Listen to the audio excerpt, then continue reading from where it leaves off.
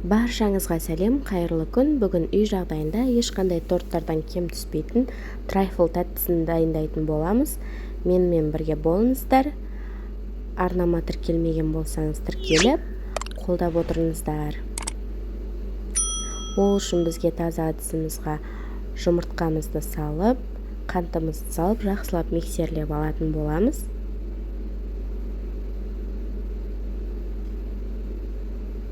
Аппақ масса болғанша миксерлейміз.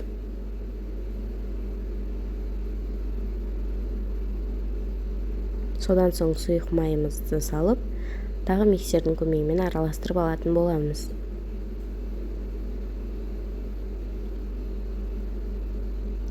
Содан соң ұнымызға разахетелімізді салып, какаомызды салып, аз-аздан салып отыра миксерлеп аламыз. Мен ұнды да какаоны да алдын ала електен өткізіп дайындап алдым.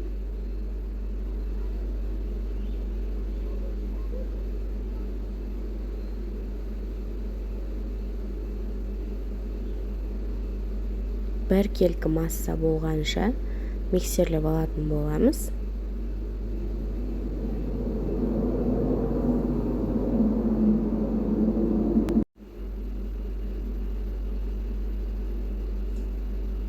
Дәл осылай қою масса дайын болады.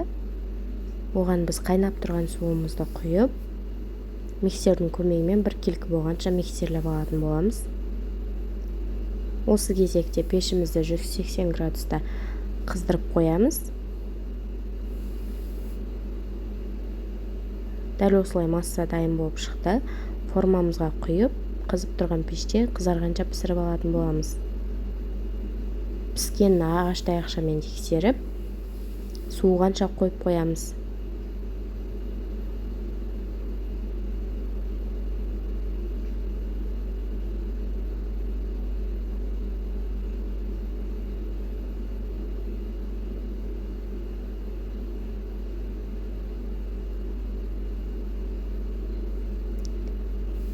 Енді біз крем дайындайтын боламыз. Сливкиімізді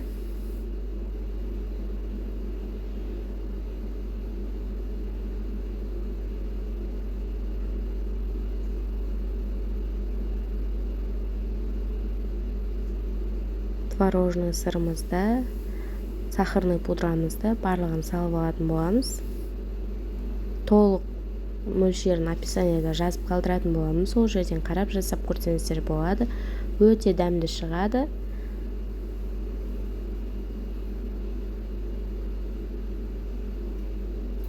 Жай жылдамдықтан жоғары жылдамдыққа қарай көтере отыра миксерлеп алатын боламыз. Бізде қою крем болып шығады.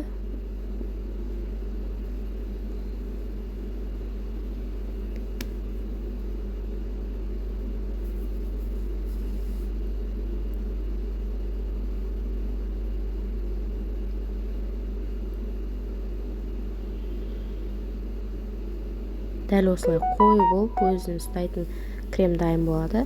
Суыған коржымызды дәл осылай қолымыздың көмегімен үгітіп аламыз. Блендер болса, блендермен үгітіп алсаңыздар да болады.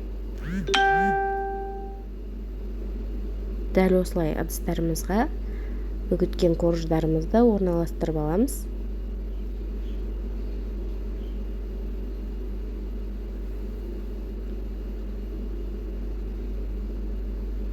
Коржымыз міндетті түрде суыған болуы керек.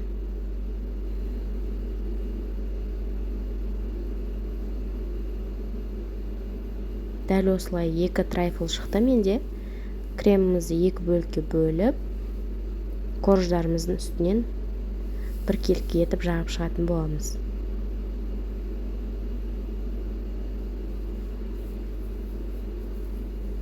Дәл вупи пай торты сияқты дәмді болып шығады. Дәл осы рецептпен жасап көруге кеңес беремін.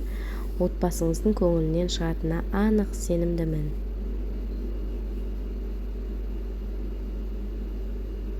Дәл осылай лопатканың көмегімен жайып алсаңыздар болады. Немесе мешокқа салып, мешокпен құйсаңыздар, ол кезде вообще күшті болып шығады.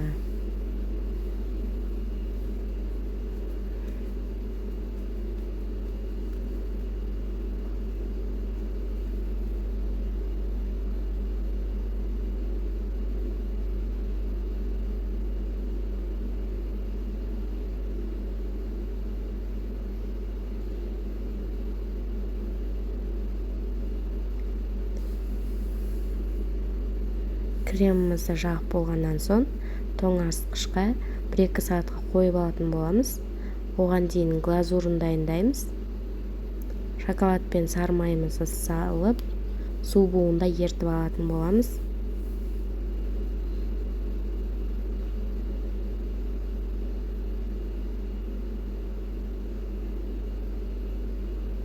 Менің кремім қатты, глазурым дайын. Дәл осылай глазурды шамалы суғанша араластырып тұрасыздар. Содан соң глазурды құйып, тоңазытқышқа 5-6 сағатқа қойып аласыздар.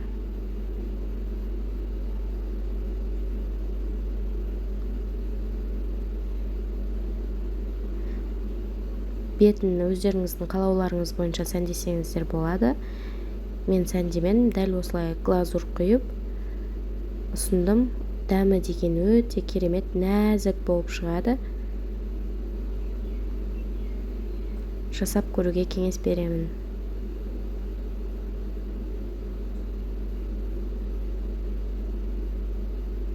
Мінекей трайфлдарымыз дайын. Сіздермен болған Аймекен. Ас болсын. Каналыма тіркелуді ұмытпаңыз.